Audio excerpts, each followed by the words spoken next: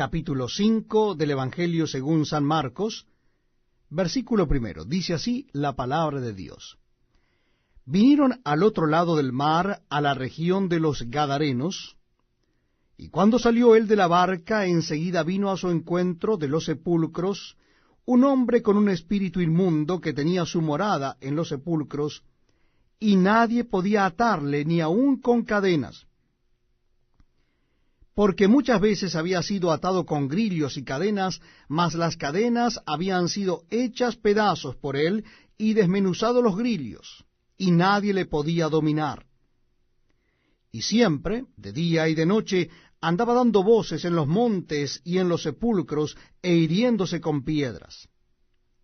Cuando vio pues a Jesús de lejos, corrió y se arrodilló ante él, y clamando a gran voz dijo: ¿Qué tienes conmigo, Jesús, Hijo del Dios Altísimo? Te conjuro por Dios que no me atormentes. Porque le decía: Sal de este hombre, espíritu inmundo. Y le preguntó: ¿Cómo te llamas?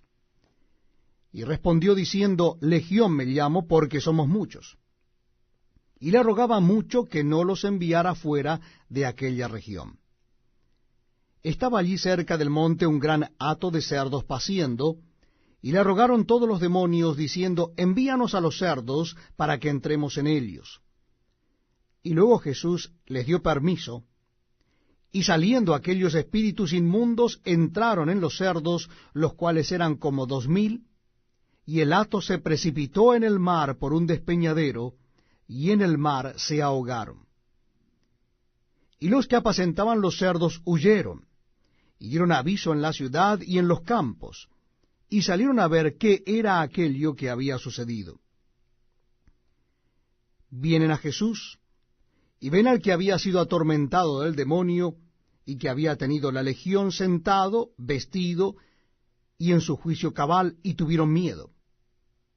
Y les contaron los que lo habían visto, cómo le había acontecido al que había tenido el demonio y lo de los cerdos.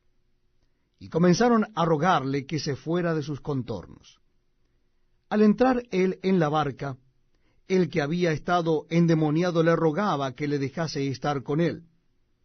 Mas Jesús no se lo permitió, sino que le dijo: Vete a tu casa, a los tuyos, y cuéntales cuán grandes cosas el Señor ha hecho contigo, y cómo ha tenido misericordia de ti.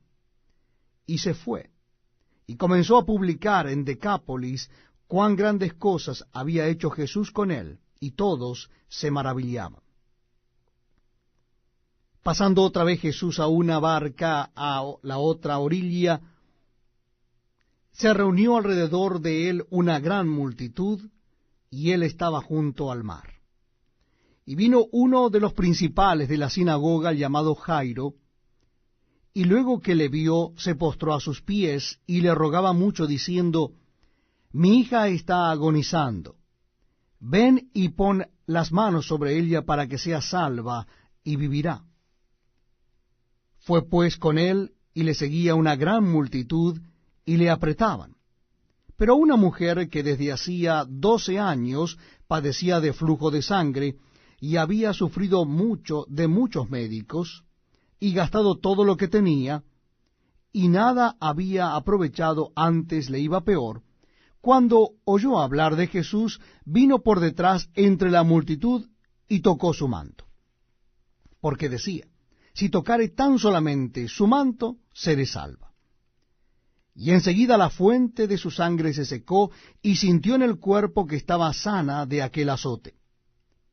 Luego Jesús, conociendo en sí mismo el poder que había salido de él, volviéndose a la multitud, dijo: ¿Quién ha tocado mis vestidos? Sus discípulos le dijeron: ¿Ves que la multitud te aprieta y dices: ¿Quién me ha tocado? Pero él miraba alrededor para ver quién había hecho esto. Entonces la mujer, temiendo y temblando, sabiendo lo que en ella había sido hecho, vino y se postró delante de él, y le dijo toda la verdad. Y él le dijo: Hija, tu fe te ha salvado, ve en paz, y queda sana de tu azote. Mientras él aún hablaba, vinieron de casa del principal de la sinagoga, diciendo: Tu hija ha muerto, ¿para qué molestas más al maestro?